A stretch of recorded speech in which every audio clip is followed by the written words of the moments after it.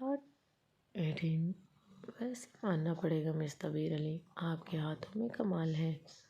حاشر کی بات پر تبیر مسکرائی۔ اس کے بازو پر بنایا گیا ٹیٹو واقعی بہت خوبصورت دکھائی دے رہا تھا۔ تبیر نے ٹیٹو مشین کو سائڈ میں رکھا جبکہ حاشر کی نظر اس کی ایک ایک ادا پر تھی۔ ویسے ایک بات پوچھوں؟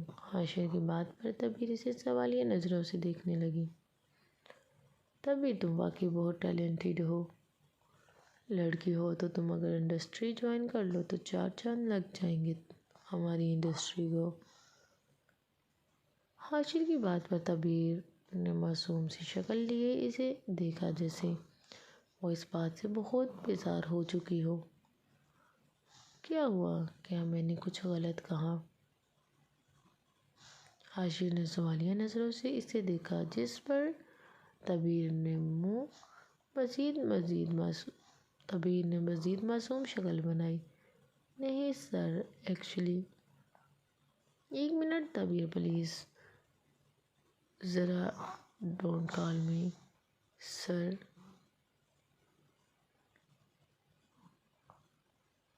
میرا اتنا اچھا نام ہے حاشر خانزادہ، تو پلیز مجھے میرے نام سے پکارا کرو، مجھے اچھا لگے گا۔ ابھی وہ مزید کچھ کہتی جب حاشر بول پڑا۔ وہ ان دنوں تبیر سے بہت زیادہ ہنسی مذاق کرنے لگا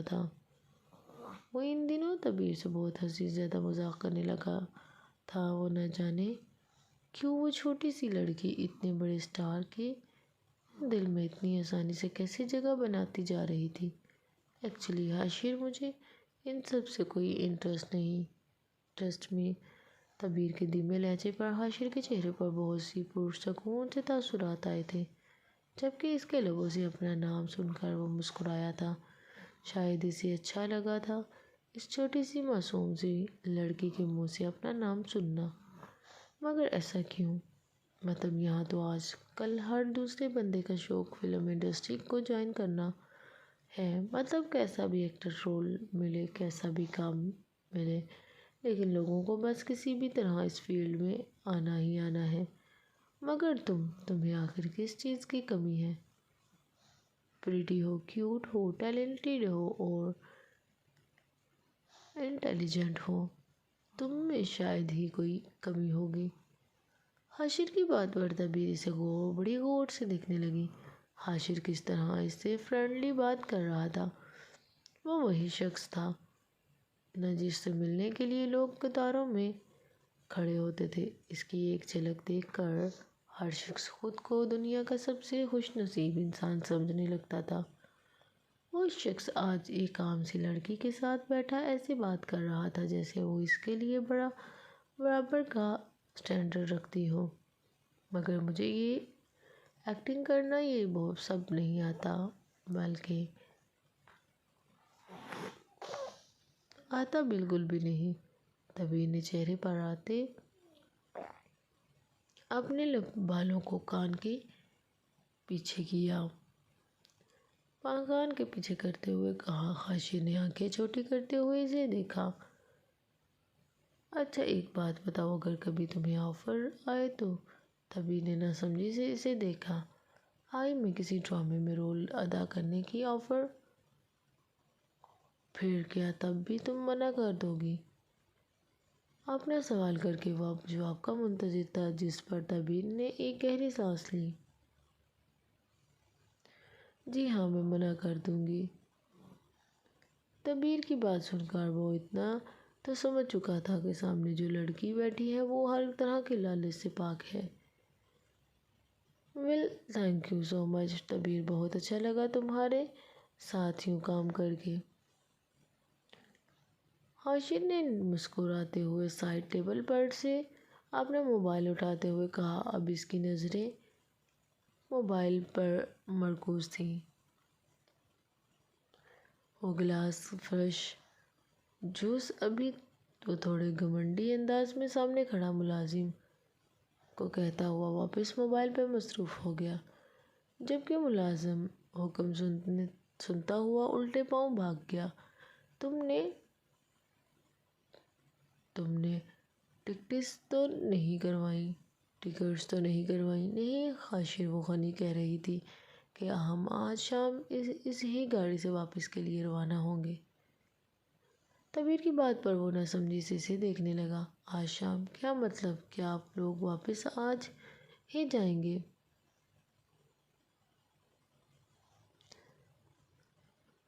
آج ہی جائیں گے؟ جی ہاں حاشر، میں نے آپ کو بتایا تھا نا کہ بابا جان، وہ کہتے کہتے چپ ہوئی۔ میں سمجھ سکتا ہوں، خیر جیسے تمہاری مرضی۔ ویسے اگر کبھی بھی کسی بھی چیز کی ضرورت ہو تو میرا پرسنل نمبر ہے، اسے اپنے موبائل میں سیو کر لو۔ جب بھی کوئی کام ہو مجھے کال کر دینا۔ وہ شاکڈ تھی۔ حاشر خانزادہ اسے اپنے اسسٹنٹ کے بجائے اپنا خود کا پرسنل نمبر دے رہا تھا، مگر وہ کہاں سیو کرتی تھی؟ اس کا موبائل تو اس ہی دن ٹوٹ چکا تھا۔ وہ خاموش نظروں سے اسے ادھر ادھر دیکھنے لگی۔ کیا ہوا تبیر؟ کیا کوئی پرابلم ہے؟ موبائل کہاں ہے آپ کا؟ وہ اس دن میرے ہاتھ سے چوٹ کر ٹوٹ گیا تھا۔ وہ ہاتھ کی ہتھیلی مسلنے لگی۔ واٹ؟ اور تم نے مجھے بتایا بھی نہیں؟ رکو ایک منٹ۔ وہ موبائل پر کسی کو کال کر کے آنے کا کہنے لگا، تب ہی ملازمہ ایک ٹرے میں 2 گلاس جوس لے آئی۔ ایک گلاس تبیر نے اٹھایا، دوسرا حاشر نے۔ ابھی انہوں نے پہلی سپ لی تھی جب ایک آدمی بیگ ٹانگے اندر آنے کی اجازت لینے لگا، جس پر حاشر نے اسے اشارے سے اجازت دی اور اپنا بیگ لیے ان کی طرف بڑھا اور ٹیبل کے پاس گھٹنوں کے بل بیٹھ گیا۔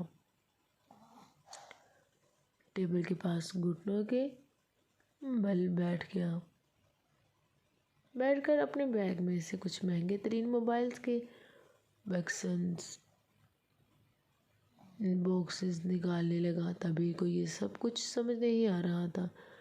سر جی، یہ والا بہت اچھا موبائل ہے، یہ اب تک کسی نے بھی بائی نہیں کیا۔ اس شخص نے سب سے مہنگا موبائل حاشر کی طرف بڑھایا۔ تبیر دیکھو، کیا یہ تمہیں ٹھیک لگ رہا ہے؟ حاشر نے اس باکس کو تبیر کی طرف بڑھایا، جس پر تبیر نہ سمجھی سے اسے دیکھنے لگی۔ چیک تو کرو، مجھے یہ کسی کو گفٹ کرنا ہے۔ حاشر کو پتا تھا وہ کہاں یہ لینے والی ہے، اس لیے اس نے بات بنائی، جس پر تبیر نے اس کے ہاتھ والا باکس لے کر اثبات میں سر ہلایا۔ ڈن، یہ ڈن کرو۔ حاشر نے اسی وقت سائیڈ میں رکھی چیک بک اٹھائی۔ سر 250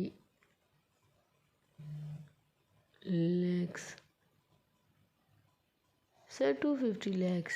وہ کوئی عام فون نہ تھا، جس کی قیمت سنتے ہی تبیر چونکی سی گئی۔ حاشر نے 2.5 لاکھ کا چیک کاٹ کر اس شخص کی طرف بڑھایا، جسے لیتا ہوا وہ اپنا بیگ واپس لیے وہاں سے چلا گیا۔ کیسا لگا موبائل؟ حاشر نے اپنے ہیئر سٹائل پر ہاتھ پھیرا کر اسے صحیح کرتے ہوئے کہا۔ جی اچھا ہے۔ ہیئر سٹائل پر ہاتھ پھیرتے ہوئے کہا، اگر اسے صحیح کرتے ہوئے کہا جی اچھا ہے، گڈ، تو اب میں اپنا سم کارڈ لگاؤں اور میرا نمبر سیو کر لو۔ شاباش۔ وہ مسکراتے ہوئے اسے انتہائی حیرت کر گیا تھا۔ کیا مطلب؟ مگر یہ تو آپ کسی کو گفٹ… جی، جس کو گفٹ کرنا تھا وہ تم ہی ہو۔ تبیر میڈم، چلو شاباش، اب تم اپنا سم کارڈ لگاؤ اور مجھے میسج یاد سے کر لینا تاکہ میرے پاس بھی تمہارا نمبر سیو رہے۔ حاشر نے فرینڈلی ہوتے کہا۔ حاشر، میں اتنا ایکسپینسو موبائل نہیں رکھ سکتی۔ ارے مگر یہ تو تمہارا گفٹ ہے، اور گفٹ کیسا بھی ہو، گفٹ گفٹ ہوتا ہے۔ اور ویسے بھی تم میری فرینڈ شپ ڈیزرو کرتی ہو۔ تبیر کو یہ سب بہت عجیب لگ رہا تھا۔ وہ بار بار انکار کیے جا رہی تھی۔ اچھا بس، اب بہت ہوا، میں مزید انکار نہیں سنوں گا۔ اگر مجھے ایز اے ایکٹر ٹریٹ کرو گی تو میں ناراض ہو جاؤں گا۔ اگر مرضی ہے تمہاری۔ نہیں حاشر، میرا وہ مطلب نہیں تھا۔ وہ شرمندہ سی ہوئی، جس پر وہ مسکرایا۔ ٹھیک ہے اب یہ رکھو، اور ہاں آج شام ہم ساتھ کھانا کھائیں گے، پھر پتہ نہیں کب ملاقات ہو۔ وہ حاشر کی بات پر اس بات پہ سر ہلا کر رہ گئی تھی۔ اپنی بات منوانے کا ہنر بہت اچھے سے جانتا تھا، اور جب آپ کو کسی سے پیار ہوتا ہے تو آپ اپنے پسندیدہ شخص کو کسی بھی صورت میں کسی اور کے ساتھ برداشت نہیں کر پاتے، اور وہ لمحہ آپ کے لیے سب سے زیادہ دردناک ہوتا ہے جب آپ کی محبت آپ کے سامنے کسی اور کے قریب ہو۔ وہ اس وقت اپنی یونیورسٹی میں موجود سیڑھیوں پر بیٹھا اسی کتاب کو پڑھنے میں مصروف تھا جب حوریہ سامنے سے چلتی ہوئی ایک سٹائل سے اس کے پاس آ کر کھڑی رکی۔ ہیلو بیزیز، کیسے ہو؟ حوریہ کے لہجے پر حیران وہ اس کی طرف ناسمجھی سے دیکھنے لگا۔ کیا کر رہے تھے؟ دکھاؤ۔ حوریہ اس کی طرف سے جواب نہ پا کر اس کے ہاتھ میں موجود کتاب کو باقاعدہ اس سے چھین کر جائزہ لینے لگی۔ وہ میں تمہیں بہت شریف سمجھتی تھی، لیکن یہاں تو معاملہ ہی الٹا ہے۔ تم بھی اپنی ایسی کتابیں پڑھتے ہو۔ وہ اپنی لکڑی جیسی ٹانگوں کو ادھر سے ادھر مٹکاتے ہوئے اپنی ہائی ہیلز شو کرنے لگی، جبکہ شاویز کو وہ ایک آنکھ نہیں بھاتی تھی۔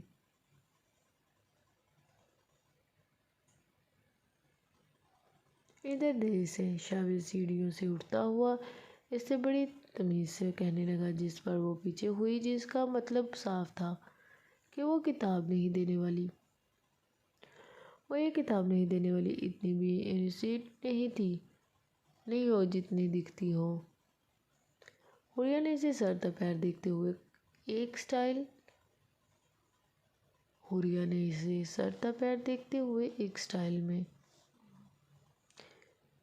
ایک سٹائل سے اپنے بالوں کو لہراتے ہوئے کہا۔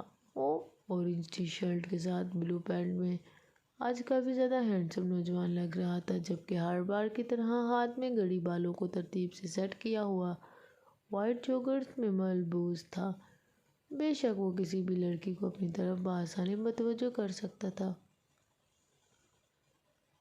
پلیز میری بک مجھے واپس کریں۔ اوہو انوسینٹ لڑکے، کیا تمہیں پتہ ہے پیپرز قریب آ رہے ہیں اور ابھی بھی تم اس کتاب کو پڑھنا چاہتے ہو؟ شاویز نے ایک قدم آگے بڑھایا، جس پر وہ 2 قدم دور ہوئی، مگر تبھی شاویز کی نظر سامنے سے آتی حریم پر گئی، جو اپنے موبائل پر مصروف بنا دیکھے چلتی آ رہی تھی۔ اوہ ہیرو، کدھر گم ہو گئے ہو؟ ہاں، حوریہ نے اس کی آنکھوں کے سامنے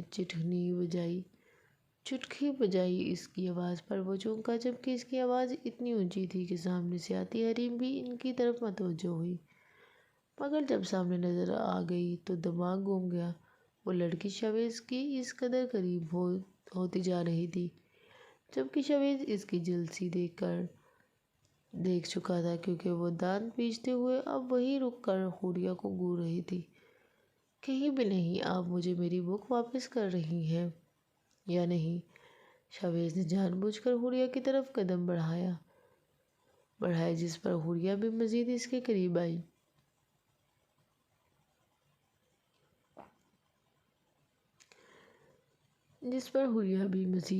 قریب آنے لگی۔ وہ ایک ادا سے یا کو لمبا کھینچتی ہوئی اس کے قریب آنے لگی۔ شاویز یہ سب جان بوجھ کر رہا تھا۔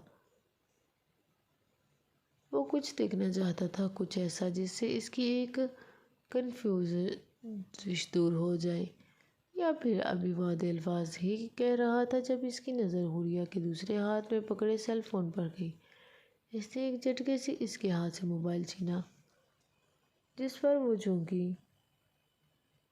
ہے یہ واپس کرو، پہلے میری بک دو۔ نہ دی تو حوریہ نے اسے آنکھیں دکھائیں جبکہ حریم کی اب برداشت سے باہر ہو چکی تھی، کیونکہ شاویز خود سے حوریہ کے قریب جا رہا تھا۔ نہ دی تو پھر بھول جائیں گے کہ آپ کا سیل فون کبھی آپ کو واپس ملے گا۔ ویسے موبائل دیکھتا ہوا ایک نظر حریم کو دیکھ کر وہاں سے جانے لگا، جس سے حوریہ کرنٹ کھاتے ہوئے اس کا راستہ روکنے لگی۔ یہ لو اپنی بک اور میرا سیل واپس کرو۔ شاویز نے ہاتھ بڑھا کر اپنی بک لی اور اس کے سامنے اس کا موبائل پڑھایا، جس پر وہ چٹنے لگی، مگر تب ہی شاویز نے ہاتھ پیچھے کھینچا جیسے حوریہ اس سے اچانک ٹکرائی۔ بس یہی حرکت حریم کے تن بدن میں آگ لگا گئی۔ اس کا چہرہ غصے سے لال ہو چکا تھا۔ ایک شرط پر دوں گا۔ کیسی شرط؟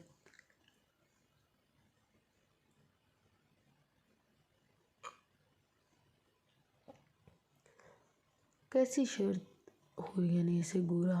آج کے بعد مس حوریہ، آپ میرے آگے پیچھے نظر نہیں آئیں گی۔ اگر اگین آپ نے مجھے کسی بھی طرح سے ڈسٹرب کیا تو، شاویز سرگوشی نما انداز میں کہتا ہوا اس کے مزید قریب آیا۔ وہ آج کہیں سے بھی پہلے والا شاویز نہیں لگ رہا تھا، کیونکہ الفاظ بھلے ہی اس کے حوریہ کے دور کرنے کا کہنے کے تھے، لیکن انداز اس کا ایسا تھا جیسے وہ اس سے کوئی راز کی بات کر رہا ہو۔ تو میں آپ کی شکایت پرنسپل سے لگا دوں گا، پھر نہ کہیے گا کہ آپ کی کبھی کامیاب نہ ہونے والی تعلیم میری وجہ سے کوئی خلل پیدا ہوا ہے۔ وہ اسے آنکھیں آنکھوں میں جتاتا ہوا ایک نظر حریم کے لال پیلے ہوئے چہرے پر ڈال کر موبائل حوریہ کو تھماتا ہوا سیڑھیوں عبور کر کے اپنی کلاس کی طرف بڑھ گیا۔ یہ تو بڑی ہی کوئی پہنچی ہوئی چیز ہے۔ حوریہ اپنا موبائل ملتے ہی وہاں سے 9:11 ہو گئی، جبکہ حریم اپنے بڑھتے ہوئے غصے کو ضبط کرتی ہوئی ڈانسنگ کلاس لینے چلی گئی۔ یعنی یہ سب سچ تھا، وہ جیلس ہوئی تھی۔ وہ اکثر حوریہ سے جیلس ہوتی تھی۔ یعنی کیا واقعی اسے مجھ سے تو اس نے اب تک ایسا کہا کیوں نہیں؟ اس نے تو ہمیشہ مجھے صرف دوستی کے لیے ایڈجسٹ کیا تھا۔ اگر میں خود اس سے یہ سب پوچھ لوں تو کچھ ٹھیک رہے گا۔ وہ دل میں ارادہ کرنے لگا، مگر یہاں اس کا دماغ چلا تھا، نہیں میں اس سے یوں اچانک ڈائریکٹ کیسے پوچھ لوں کہ اسے مجھ سے محبت ہے یا نہیں؟ شاید اسے مجھ سے محبت نہ ہو۔ اس نے اپنا بال پین پکڑتے ہوئے سوچا، میں اگر اس سے پوچھ نہیں سکتا تو کیا ہوا، اسے بتا تو سکتا ہوں نا۔ وہ مسکراتے ہوئے سوچنے لگا تھا۔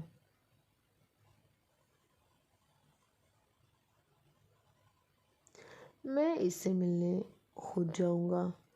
آتش نے وسکی کا گھونٹ بھرتے ہوئے سامنے بیٹھے بادل سے کہا، جس پر وہ اسے آنکھیں بڑی کرتے ہوئے دیکھنے لگا۔ آتش نے اسے ایسا دیکھتے ہوئے گھورا تو وہ جلدی سے نیچے نظریں جھکا گیا۔ کیا کہنا چاہ رہے ہو؟ آتش کی سخت آواز پر وہ پھر سے اسے دیکھنے لگا۔ سر یہ ممکن نہیں۔ کیا ممکن نہیں؟ آتش نے آئی برو کا زاویہ بنایا، جس پر سامنے بیٹھا شخص نے پیشانی پر ابھرتے ہوئے پسینے کو صاف کیا۔ سر طبیر علی سے آپ کا ملنا ممکن نہیں۔ آتش تورانی کی زندگی میں ناممکن لفظ کی کوئی گنجائش نہیں۔ آتش تورانی جو چاہتا ہے، پھر کیا فرق پڑتا ہے وہ ممکن ہو یا نہیں؟ آتش تورانی ہر ناممکن کو ممکن کر دکھانے کا ہنر بخوبی جانتا ہے۔ وہ سخت لہجے سے کہتا ہوا گلاس لبوں پر لگا گیا۔ مگر سر وہ تو آج شام کراچی جا رہے ہیں۔ بادل کے منہ سے نکلے گئے الفاظ جیسے اسے سخت ناگوار گزرے تھے۔ ہاتھ میں پکڑا گلاس جو اس کی مضبوط گرفت کی وجہ سے ٹوٹ کر کرچی ہو چکا تھا، جو اپنے بے بس ہونے کی کچھ نشانیاں اس کے ہاتھ کو زخمی کر کے دکھا چکا تھا۔ آتش اپنے زخم کی پرواہ کیے بنا غصے سے صوفے سے اٹھا تھا۔ بادل تو گلاس ٹوٹنے کی آواز پر ہی کانپنے لگا تھا۔ آتش غصے سے چلتا ہوا اس کے سامنے آ کھڑا ہوا۔ آتش نے دونوں ہاتھوں سے اس کی گریبان کو جھنجھوڑا تھا۔ بادل تڑپ کر رہ گیا تھا۔ کیا کہا تم نے؟ وہ واپس کراچی جا رہی ہے؟ تو تم یہاں کیا کر رہے ہو احمق انسان؟ ہاں، آتش کی نیلی آنکھیں غصے سے لال ہو چکی تھیں۔ تم اسے کھا جانے والی نظروں سے گھور رہا تھا۔ سر، مجھے ابھی پتہ چلا ہے اس کے ٹیٹو بنانے کے بعد وہ اسے مزید غصہ دلا گیا تھا۔ آتش نے غصے سے اسے زمین پر پھینکا جس سے وہ منہ کے بل جا گرا۔ یعنی وہ اپنے یہاں آنے کا مقصد پورا کر چکی ہے۔ اور تمہیں میں نے یہاں کیوں رکھا ہوا ہے؟ اس لیے کہ تم میرا وقت ضائع کرو۔ جاؤ یہاں سے اور کسی بھی طرح روکو اسے۔ وہ غصے سے دہاڑا تھا۔ تبھی بادل کا موبائل بجنے لگا، مگر وہ اب تک خفگی سے آتش کو دیکھ رہا تھا۔ اس نے جلدی سے موبائل نکال کر کال پک کی، جس پر آتش نے اس کے ہاتھ سے موبائل چھینا اور اسپیکر کیا۔ بادل بھائی، آپ کو ایک بات اور بتانی تھی۔ عاشر خانزادہ نے تبیر علی کو ایک موبائل بھی گفٹ کیا تھا۔ ابھی موبائل پر دوسری طرف سے مزید کچھ آواز آتی جب آتش نے اس کے موبائل کو بھی زمین پر دے مارا۔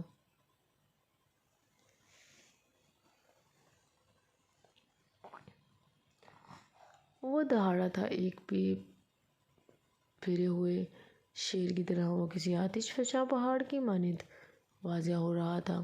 اس کی نیلی آنکھوں میں خون اترا ہوا تھا، صاف واضح ہو رہا تھا۔ آج جو کچھ ہوا تھا وہ اس کی چاق کی برعکس ہوا تھا، جو اس کے حواسوں کو سخت متاثر کر گیا تھا۔ دفعہ ہو جو یہاں سے، اس سے پہلے کہ اس کے کمرے سے تمہاری لاش نکلے۔ گیٹ آؤٹ، وہ غراتے ہوئے کہتا اسے مزید کانپنے پر مجبور کر گیا تھا۔ آئی سیڈ آؤٹ، وہ پھر سے دہاڑا، جس پر بادل اپنی جان بچاتا ہوا وہاں سے بھاگ گیا، مگر پیچھے ایک سوتے ہوئے شیر کو جگا گیا تھا۔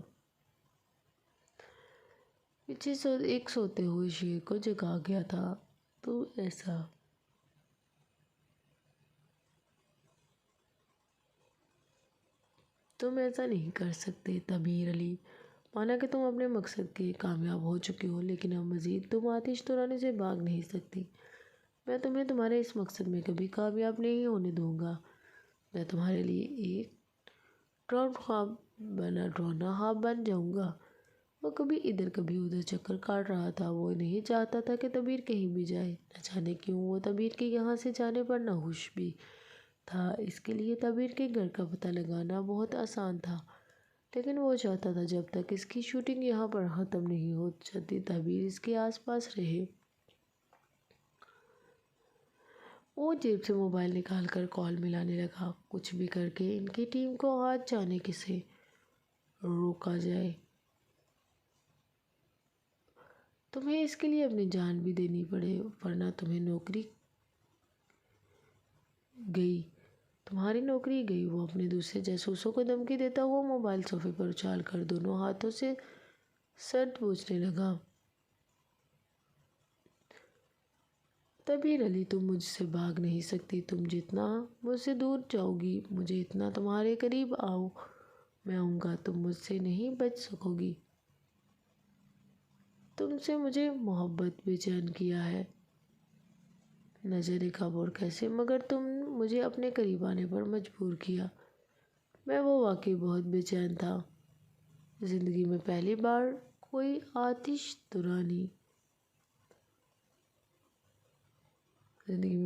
کوئی ایسا تھا جس نے آتش ترانی کو مکمل بے چین کیا تھا۔ اسے اب ایک پل سکون نہ تھا۔ وہ نہیں جانتا تھا کہ آخر کیسے وہ ایک عام سی لڑکی اس کے سکون میں خلل کی وجہ بن چکی تھی۔ آتش دوران یہ قسم کھاتا ہوا کہ اپنی آخری سانس تک تمہارا پیچھا نہیں چھوڑوں گا، وہ اپنے پورے ہوش و حواس میں قسم کھاتا ہوا اب اگلی معلومات کے انتظار میں تھا۔ وہ آج پیپر سے فارغ ہو کر نئے گھر کا انتظام کرنے کے لیے نکلی تھی۔ اس نے حریم کو اس بارے میں کچھ بھی نہیں بتایا تھا کیونکہ اسے پتہ تھا حریم اس کے بغیر نہیں رہ پائے گی۔ جب وہ اس کی زندگی میں آئی تھی تو اتفاق سے آئزل کے ڈیڈ نے بھی آئزل کی پاکٹ منی میں بہت اضافہ کر دیا تھا۔ وہ بآسانی اپنے ساتھ ساتھ حریم کے خرچے میں بھی پورے کر دیتی تھی، جس پر حریم اکثر بہت شرمندہ ہوتی تھی، مگر آئزل کو پتہ تھا کہ ایموشنل بلیک میل کر کے کیسے حریم کو آمادہ کرنا ہے۔ اس نے پہلے گھر ڈھونڈنے کا ارادہ کیا تھا۔ وہ گھر ڈھونڈنے کے بعد حریم سے اس کی رضامندی کا پوچھنا چاہتی تھی۔ وہ حریم کو اپنے ساتھ ہی رکھنا چاہتی تھی۔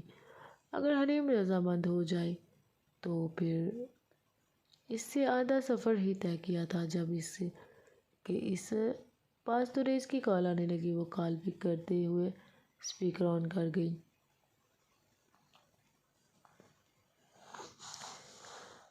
آن کر گئی۔ آؤ آئزل، کہاں ہو تم؟ دریس، میں بزی ہوں، بعد میں بات کرتی ہوں، مگر مجھے بتاؤ تم کہاں ہو تم؟ دریس فکر مندانہ انداز میں کہنے لگا۔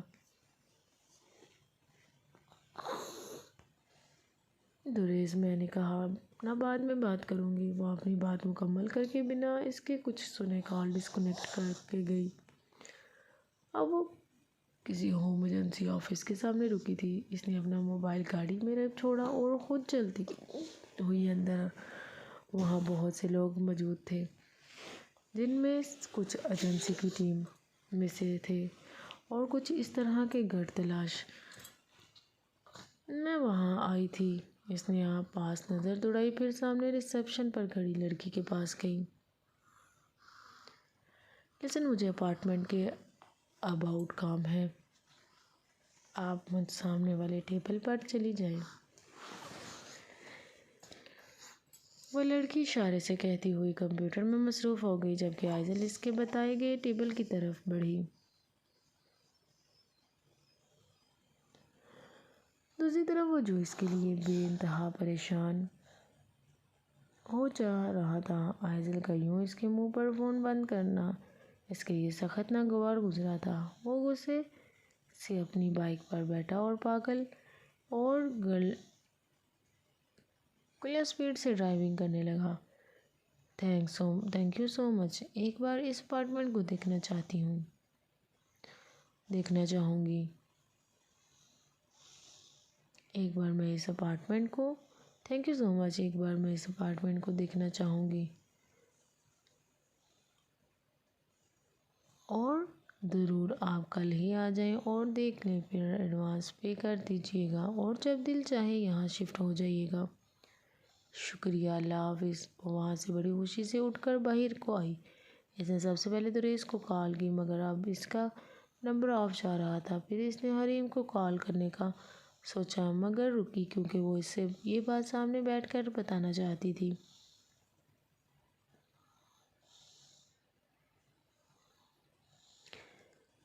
ہمت دیکھتی تھی اس کی کیسے شویز کے قریب ہو کر گفتگو کر رہی تھی۔ دل تو چاہ رہا تھا وہیں اس کے بال پکڑ کر کھینچوں۔ وہ کب سے غصے میں بڑبڑائی جا رہی تھی، اسے حوریہ بے حد غصہ آ رہا تھا۔ اس کا بس نہیں چل رہا تھا کہ وہ حوریہ کا خلیہ بگاڑ کر رکھ دے۔ ابھی آگے وہ کچھ کہتی جب اسے یاد آیا شویز حوریہ سے جو بک واپس لے رہا تھا وہ بک وہی تھی جو وہ اسے اس دن سوری کے طور پر گفٹ کر رہا تھا۔ اچانک سے اس کا سارا غصہ کہیں غائب ہوا تھا۔ آخر شویز اس بک کو کیوں لیے بیٹھا تھا؟ کہ یا وہ اسے بھی لو سٹوری پڑھتا ہے؟ یا پھر اس کے آدھے الفاظ منہ میں ہی رہ گئے؟ جب اس کی نظر سامنے دروازے پر کھڑی آئزل پر گئی، جو کب سے اسے ہی دیکھتی جا رہی تھی، جس سے وہ بے خبر تھی۔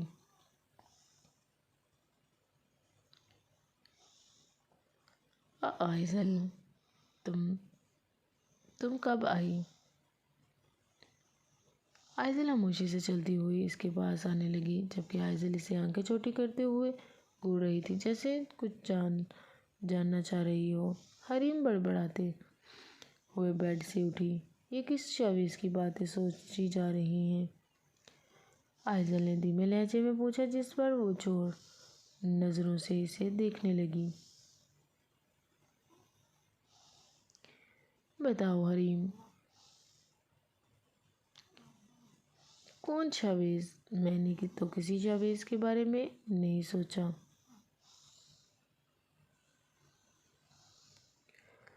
حریم جلدی سے واپس اپنی جگہ پر بیٹھ کر کتابوں میں مصروف ہونے لگی، جب آئزل نے اس کا ہاتھ پکڑ کر روکا۔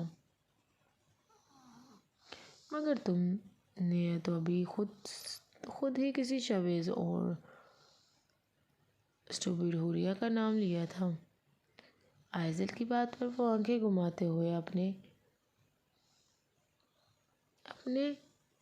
پکڑے جانے کا ثبوت خود دے رہی تھی۔ آئزل اس کے برابر میں آ بیٹھی۔ بتاؤ ابھی آخر بات کیا ہے، ورنہ ایسا نہ ہو میں خود ہی یونی سے پتہ لگا لوں۔ ارے نہیں، سنو۔ ابھی آئزل فون نکالتی جب حریم نے اس کا ہاتھ پکڑا۔ وہ شاویز جو ہے وہ ہمارا کلاس فیلو ہے۔ اچھا، تمہارا اس سے کیا تعلق ہے؟ اور ہوریا کے بال کیوں کھینچ پکڑ رہی تھی؟ پکڑ کر مارنے کا کیوں سوچ رہی تھی؟ وہ بھی ذرا ایکسپلین کرنا۔ آئزل نے سوالوں پر حریم نے برا سا منہ بنایا، جس پر آئزل اسے گھورنے لگی۔ اف آئزل، اتنے سوال کیوں کر رہی ہو؟ وہ دونوں ہی میرے کلاس میٹ ہیں، اور کلاس فیلو میں اکثر چھوٹی موٹی جھگڑے ہوتے رہتے ہیں، یو نو نا۔ وہ اسے اپنی بات سے کنونس کرنے لگی، جس پر آئزل کچھ سوچنے لگی۔ اچھا ہے، چھوڑو، مجھے تم سے بہت ضروری بات کرنی تھی۔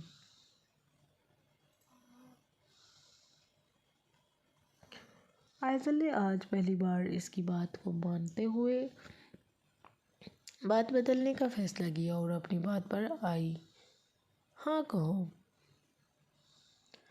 آئزل نے گہری سانس لی اور آج جو کچھ بھی ایجنسی والوں کے ساتھ ڈسکس ہوا تھا وہ سب حریم کو تفصیل سے بتانے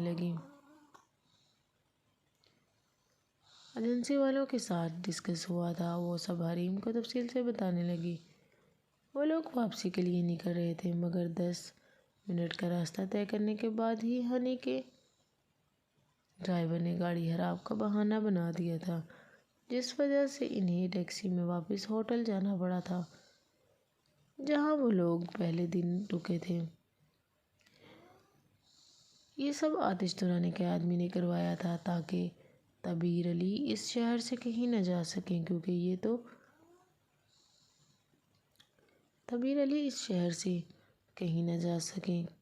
تو طے تھا کہ ان کی ٹیم ممبرز فلائٹ کے ذریعے نہیں جا سکیں گے، کیونکہ وہ جس کنویں سے آئے تھے اسی سے واپس جانے کا پروگرام تھا۔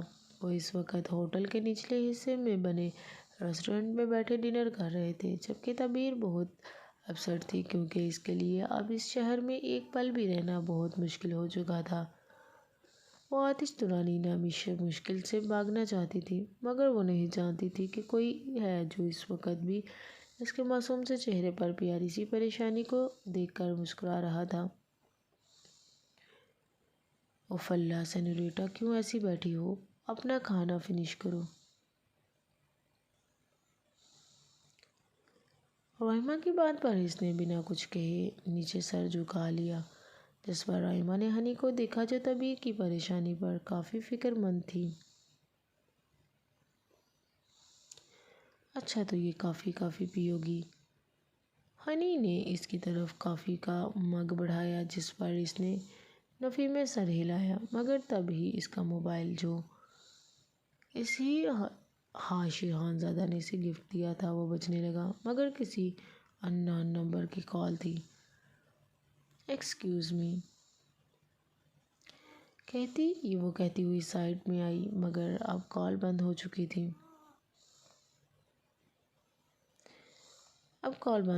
یہ کیا مذاق ہے؟ ایسے بھلا کون کرتا ہے؟ طبیعت عجیب سے منہ بناتے ہوئے ابھی پلٹنے لگی تھی۔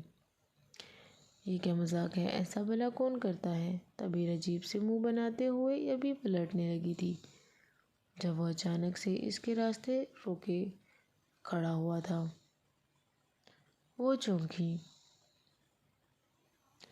جو کوئی نہیں کرتا وہ آتش طرانی کرتا ہے۔ نیکسٹ پارٹ جاری ہے۔ پلیز آپ کو میرا چینل پسند آیا تو میرے چینل کو سبسکرائب اور بیل کو پریس کریں تاکہ میری آنے والی ویڈیو آپ تک پہنچ سکے، اور میرا ناول پسند آیا ہو تو پلیز کمنٹ میں ضرور بتائیے گا۔ اوکے، اللہ حافظ۔